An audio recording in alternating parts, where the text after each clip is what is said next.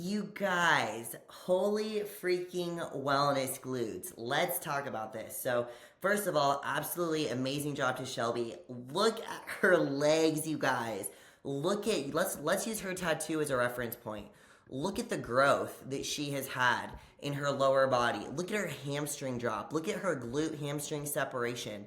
The shape of her leg now versus in August last summer is absolutely insane. So I want to share with you guys a little bit of what made this possible. How did we do this? What are some of the, you know, tools that we did, mindset and physically, that made this happen? So first things first, when Shelby signed up, she didn't want to go right into a diet phase. So she was open to growing. She was open to spending some time eating food, following my menu. And you can see here, she's tighter than she was back then. So we're literally leaner and more muscular right now than when she started.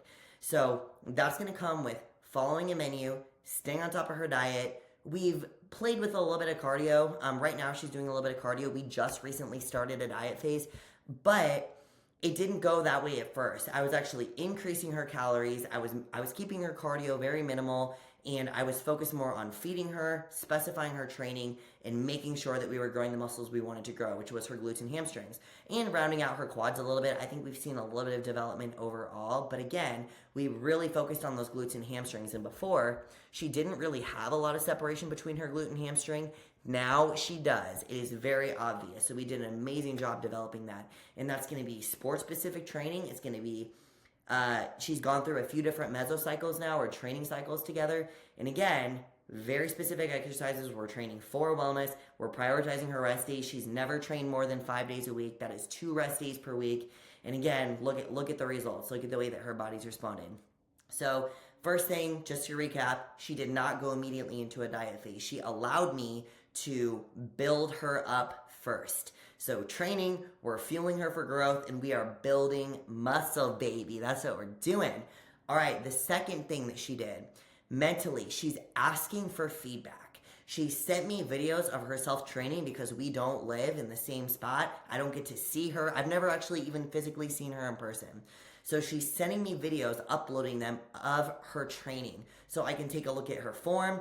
Not even saying that her form was off. Shelby had an amazing physique to start, but sometimes, even if your form is really good, just by changing the form a little bit for the way that your body is, or for, using a different machine that might work better with your body mechanics, or adding tools like a pad or a band somewhere to increase the intensity there or make the exercise better, can be extremely valuable. So Shelby is always inviting feedback.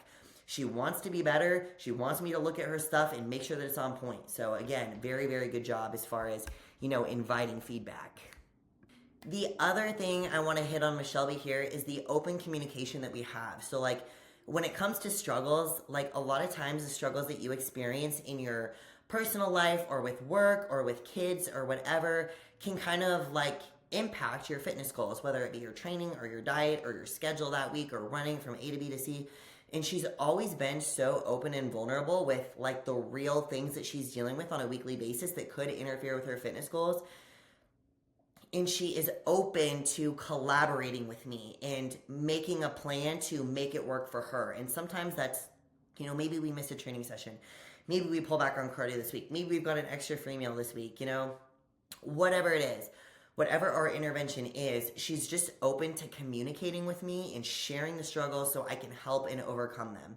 And you guys, this is so, so valuable because sometimes people don't want to do that. It can be embarrassing or intimidating or feel like it's out of my scope to, help people overcome stuff. But when it comes to the food that you put in your mouth and the training that you're doing and the schedule that you're on, it is so deeply involved with everything else that we do in life. And so I think it's so important to be able to feel like you can have that open line of communication. Somebody that you trust and somebody that you know is wholeheartedly going to help you, because the reality is it's not easy. It's not easy to be, a parent and chasing your fitness goals and working a job and being a good partner when you have a significant other, even when they're supportive. And again, it's a lot. And so I'm just super grateful for how open and vulnerable that she's been willing to get, her willing to adapt and overcome challenges, and again, her commitment to training and just really, really giving her best 100%